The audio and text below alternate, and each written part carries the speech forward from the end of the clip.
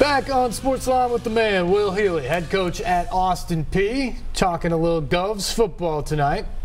Austin Peay picked second in the OVC coaches poll this year. I don't think you can't vote for your own team, right? No, you cannot. If you could have, where would you have voted? That's a great question, Steve. I would choose not to vote on this topic. I think that obviously everybody's gunning for Jacksonville State. I do think the league from top to bottom has reloaded from a talent perspective. I would say somewhere in the top 3 or 4. I mean, it was a great question. That was a horrible answer, though. You dodged it completely. I did. You're a pro. 737-7767 is the number. Let's go to the phones now. Brian, you're on with Will. See if you can get a better answer out of him than I did. Well, he's a gentleman. He's a distinguished-looking gentleman. Came into a bad program, turned it around. They either got, what did they get, first or second place in the Ohio Valley Conference? What did they do? They were second last year. Yeah, I knew it. I knew it was second. I was bothering your producers on vacation. And didn't they get a bowl bid? Just missed the FCS playoffs. No bowls in the FCS. Oh, yeah, it's in Division II. And my boss is a big supporter of Cumberland University, who's a new football program.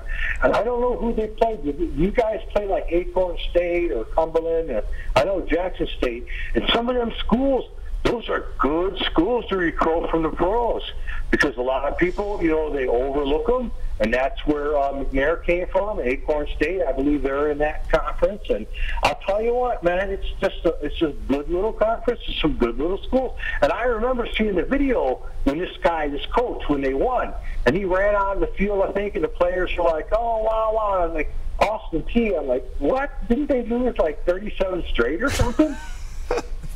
There have been a few losses, but not anymore. No, not anymore, yeah. They look pretty good, man. It's a pretty good little team. All right, Brian. Come see us play. Thanks for the call. Yeah, head up there to Clarksville. That maybe is one of the things, Will, that I watched Steve McNair at Alcorn State, by the way.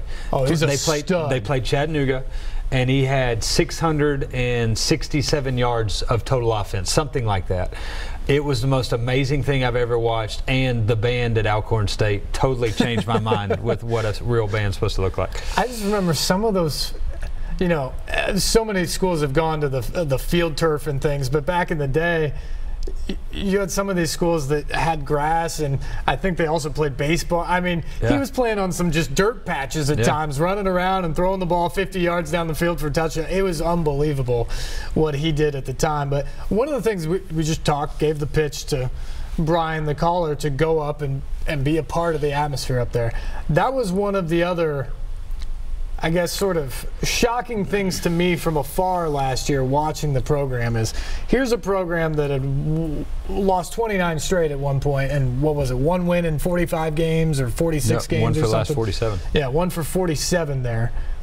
And yet you had crowds right from the beginning, your first home game when you did expect to win and you did finally break the streak, and the crowds just kept building from that point on. And no one would call Austin Peay a football power yet based off of one season, but the way the community has embraced you in this football program is remarkable. Yeah, 2 things. One, I don't think there's another program in the country that could say that they would break an attendance record with the nation's longest losing streak. Right. That's amazing. It is. That is eye-opening. Number 2, I felt like that a big reason for our success a year ago, and the reason our kids believed as much as they did a year ago, was they got more pats on the back going 0-11 than any team I've ever seen in my entire life, because the people in our community saw progress. They felt the buzz. They saw the recruiting hype. They knew we were bringing better players in. So it was an extremely supportive community even before there were wins. And then you go and you break game 1, the opening game, you lost 29 consecutive games, and you break an attendance record.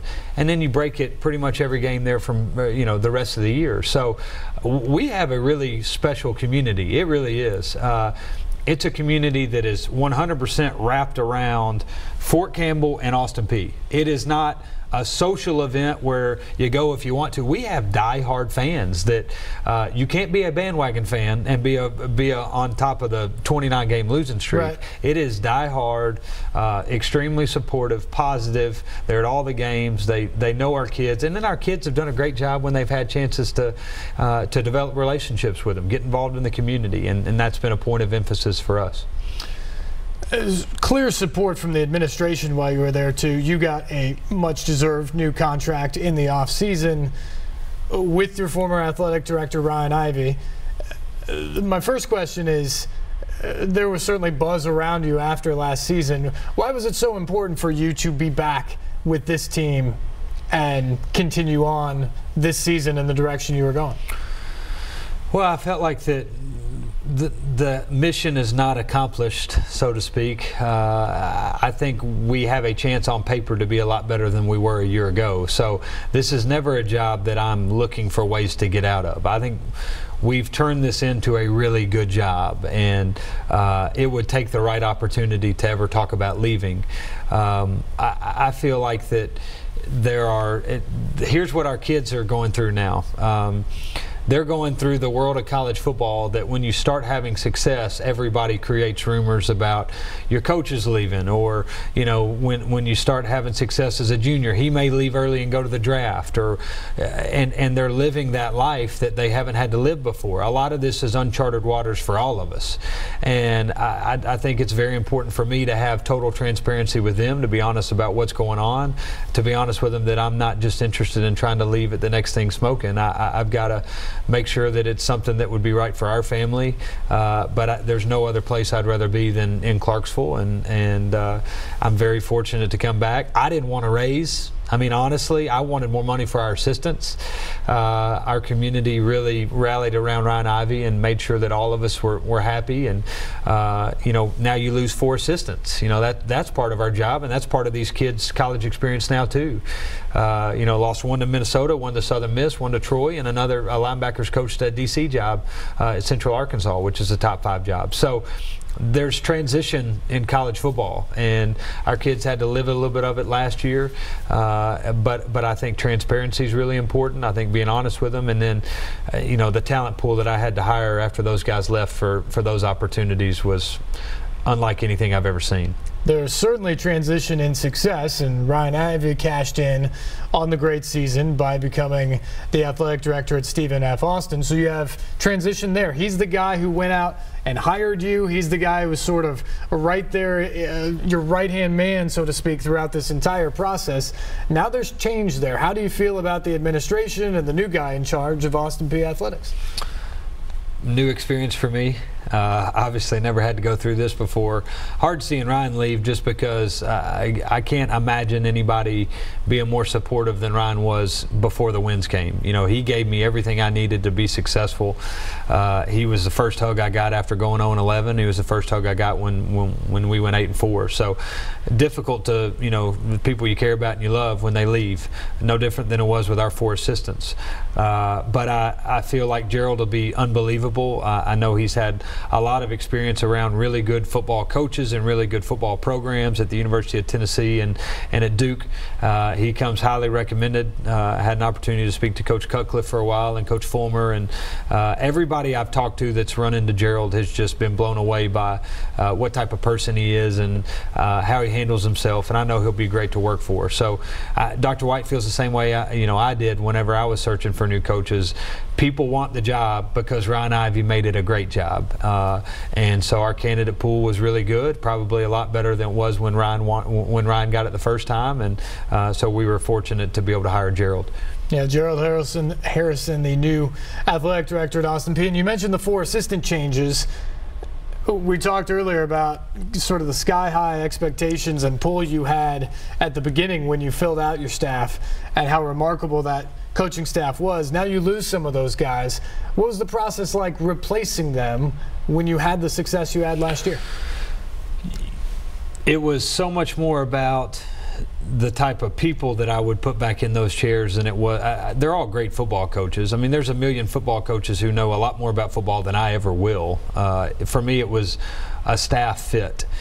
And so I wanted to make sure that it was the right missing piece. I know the candidates that we had for all 4 of the positions that we had open, it was unbelievable the amount of people that wanted the job. And so it was, why do you want the job? And how are you going to fit in with our staff? How are you going to treat these kids? Do you believe in the same culture that we've created? And so, we hired, the guys we hired, Fred Tate was a defensive line coach at Cal, Cincinnati, Texas Tech, Marshall, unbelievable. I worked with him for a little while at Chattanooga as well. He's done a great job with our D-line.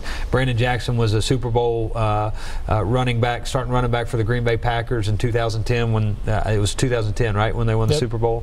Rod Ojong is a corners coach for us. He was at North Carolina and at Memphis. He's been unbelievable. And then Turner West was the assistant linebackers coach for the Dallas Cowboys. So, we had great candidates, and it was hard for me to tell them no. It was sometimes when you looked at the resume, why is Austin Peay the right fit for this person right now? It's probably the same thing people said from the outside looking in when the last staff took the jobs they took. But I was patient, wanted to make sure I made the right hire, and wanted to make sure that I felt like the kids would respond to whoever we put back in those chairs. Austin Peay seems to be the right fit for a lot of people these days, especially in the football program. When we come back, we'll talk about this upcoming season. Some of the guys that you have back, very high hopes for them. Will Healy's our guest here in studio. Phone lines are still open, 737-7767 the number. We're back with more SportsLine right after this on News Channel 5+.